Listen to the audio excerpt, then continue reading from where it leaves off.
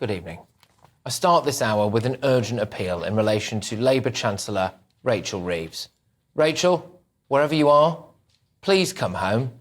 Your family misses you. I mean, the country doesn't, but we would appreciate it if you could come back and clean up the flipping mess you've made. Reeves has tanked the economy and she's nowhere to be seen. She didn't turn up to Parliament yesterday. Performance, I think we've just seen. Which leads me to the question, where is the Chancellor? It is a bitter regret that at this difficult time of these serious issues, she herself is nowhere to be seen. Mr. Speaker, in the last 48 hours, borrowing costs have reached a 27-year high. And it is the Chancellor's decisions that have led us here. Where is she? UK borrowing is the highest since 2008. The pound dropped below 1.22 against the dollar this morning. The government's 30-year borrowing costs hit the highest since 1998. British debt costs are now 1.4 percentage points higher than Greece, the worst victim of the Eurozone crisis 15 years ago. Investors believe the economy is trapped in a damaging cycle of no growth and rising inflation, with high taxes deterring business investment. Job cuts have hit a 4-year high. Business leaders are blaming her budget. Food prices are set to soar by 20%. What has she done? Well, she's off to China. She's gone to China amid all this chaos. And actually, we here at GBNews have come into possession of an item that fell out of Rachel Reeves' luggage at the airport, and we can bring that exclusively to you now. It's a personalised copy of Chairman Mao's Little Red Book. I mean, I had wondered whether or not she was only going to China so she could report back to her handlers, but now we appear to have confirmation. It's a joke, Rachel. It's a joke, Rachel, and your lawyers. Do you remember when that wise sage and former totally impartial BBC guru Andrew Marr said this? You look at the chaos going on the continent, particularly in France. You look at the chaos likely ahead in the United States. And suddenly, for once, for the first time in many of our lives, actually Britain looks like a little haven of peace and stability. And that in itself is going to draw money into this country. Oh, yeah, that's good, isn't it, Andrew? That's nice. Yeah, well, anyway, Rachel Reeves has given pay rises to her union mates. She's freezing pensioners, ruining farmers, crippling kids' educations, destroying businesses, collapsing the pound, and now she's legged it. She's done a runner. She couldn't even get a LinkedIn profile, right? She had a below-average career, and now she's a way below-average chancellor. Remember when she was pictured partying with civil servants after the budget? Yeah? Well, she's going to need a stiff drink when she's been given the sack, isn't she? Rachel Reeves is, and always has been, way out of her depth. Although I think she's done the country a massive favour. Because by the time she's finished, there's no way this country is going to want a Labour Chancellor again for at least a generation. Let's get thoughts from my panel this evening. The Director of the Centre of Migration and Economic Prosperity, Stephen Wolfe. The star reporter at Guido Fawkes, Ali Wheatley, and journalist and broadcaster JJ Anasobi. Stephen, you know, I was probably a bit unfair on the lady there, wasn't I? Yeah. No, just seriously, why has she legged it to China? Not unfair enough. Maybe she's gone to try and purchase some goods from Shein and Temu and hope that they'll come and join the London stock markets, considering you missed that one out. Right. That's crashing as well. Oh, good, is it? Right. Yeah, I mean, and more companies now leaving the stock market because we've not been advanced enough in deregulating in the benefits that we would have got from Brexit. But the turmoil in the financial markets is showing that international investors are losing confidence in Britain. The fact that we went to 5.445% in bond markets meant that they're now saying we don't believe what Rachel Reeves is saying about the economic growth. They're concerned about the money that they're investing. And not only that, it's beginning to spread throughout the economy. We look at the FTSE 250 companies. They went down 4% just this week alone. So what we're seeing is prices rising in gas and electricity and energy costs. That's going to make our businesses more expensive. Businesses are going to have increased costs because of the VAT and national insurance contributions. We've got increasing costs because of our bond markets.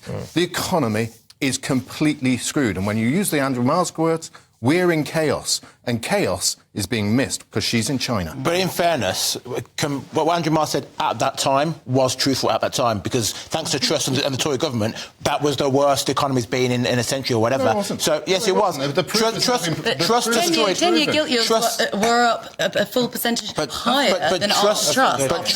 But Truss did destroy our economy. No, she didn't. Yes, she did. And the country... Fallacy. No, it's not. It dropped down. It dropped. I'll get one then. It dropped down, and swiftly she was removed, and we bounced back. What Andrew Marr said at that time was correct at that time. He's not Mystic Meg, is he? He can't tell the future accurately, but I would say at the time was correct. The country felt like... lied to by... How much longer do you think Rachel Reeves has got left? Because this is dire straits. Yeah. Bloomberg are putting articles out there now saying that this is all going to pop. Yeah. She's off to China. She can't run away forever. This is a huge mistake from Rachel Reeves to flee to China, because when you're absent as a Chancellor, you create a vacuum. Markets thrive off rumour and gossip. Yeah. What a strong Chancellor would have done was stay in the UK, cancel the trip. She was, facing a lot of pressure to, as Guido has, been following and reporting on, and said, don't worry, we have a plan. Don't bet against us, otherwise you'll lose out. I mean, to be fair, if she had done that, she's lost most of her credibility anyway, as we were talking about earlier, as Guido revealed, another plug. But this is important. Yeah, but she argued that she'd never have had the job in the first place. Well, exactly. She said she was an economist at HBOS, but in fact she was working in the complaints team. Rather helpful experience now, I would argue. During the election campaign, she promised there were no, big tax hikes, and etc. Of course, but she'd have failed at any compliance control over it. Let's look at what happens now. Okay, yeah. So she's going to have to either cut public spending or raise taxes, and she's not cutting... Or break her fiscal rules. Or break her fiscal rules. Spooking the Treasury and... Well, she'll spook the markets again. What is really concerning about this is obviously she changed the rules from the OBR to be able to allow herself and the government to borrow more on different parameters. And what the markets are going to analyse this at the moment, I've been looking what Deutsche Bank have been saying, I've been looking what Goldman's have been saying on this, is that is actually deeply under pressure. And if they start getting this fiscal gap even more narrowed, then they'll have to say, right, we've got to ask for more money if we're going to lend it to you. Britain is in desperate debt because we're one of the top G7 countries that borrows more from financial markets across the globe, and without it, we don't survive. Does she have to go? Does she have to resign? Does she have to be sacked? I think Starmer will give her a chance to turn it around, and that may mean she has to completely throw whatever she said out the window and do a complete U-turn, which her boss is used to doing himself. Sources in and around the Cabinet Office are all saying this is make or break territory. They've lost the plot. There is serious unrest within the party about Rachel Reeves, and it's not looking like it's going to get any better for her. Let's think about this, right? So this was Keir Starmer's top team. So you've got Tulip Sadiq, bitter hot water, she denies any wrongdoing. You've got Angela Rayner, not necessarily the best actor. There's a story today about her using civil service to help clean her house out, isn't there? You've got David Lammy. What's he engaging in now? Progressive realism on the international stage. Fantastic. I'm sure that everyone's dead happy about that, especially Putin and Xi Jinping. This is his top team that he's got at the moment. Flipping it, Yvette Cooper, good grief. You've got, Jess Phillips, she's in hot water. Well, who do you replace Rachel Reeves with? But don't forget Hogwarts Darren Jones. You can replace him with him. Has he had a day in business? Maybe he has. I don't know. Has he? I don't know. He might have had a job. Wes Streeting has he had a much job? better at communications, to be fair. I mean, Rachel Reeves is terrible. Just running away. She looks absolutely, sour all the time. I mean, I don't know. Or but he's maybe even there's one idea that's been floating around: bring back Gordon Brown. You could do a Lord Cameron. Well, don't forget after the gold market when we had the brown bottom. So there we go. That's what it said. I was talking about markets.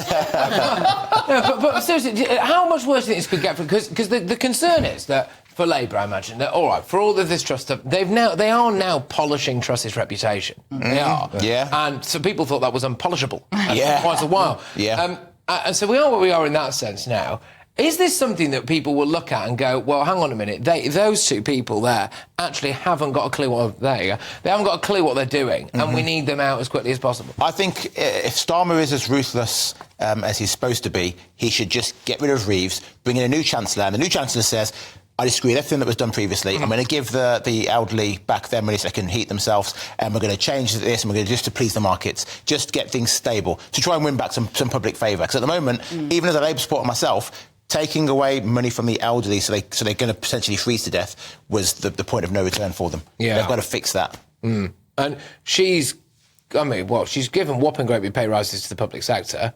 Yeah, they're all factored in by the markets. The markets will consider that as saying increasing state costs, the public sector. And when one has to balance, how do we pay from that? And as I mentioned before, the way that we pay for that is by borrowing money from the international markets to pay for our public services. That's been part of Labour's plan. And now the markets are saying we don't actually agree with this because you're not injecting any growth into the economy, you're actually making it worse. Yeah, and of course what's happening towards the end of this month is that people are going to be filling in their self-assessment forms, they're going to be going paying tax. And that for the most part, is backdated for a year. So they're going to be thinking, good grief, I'm paying this much now, what am I going to be paying after a year of Labour? The realisation, when you see it literally come out of your bank account, is going to start to set in for people, isn't it? Small businesses, we've also, other things I could have added on the list there. I mean, retailers are letting people go. Yeah. There's terrible footfall. In April, I've been speaking to a number of businesses in retail businesses and pub sector.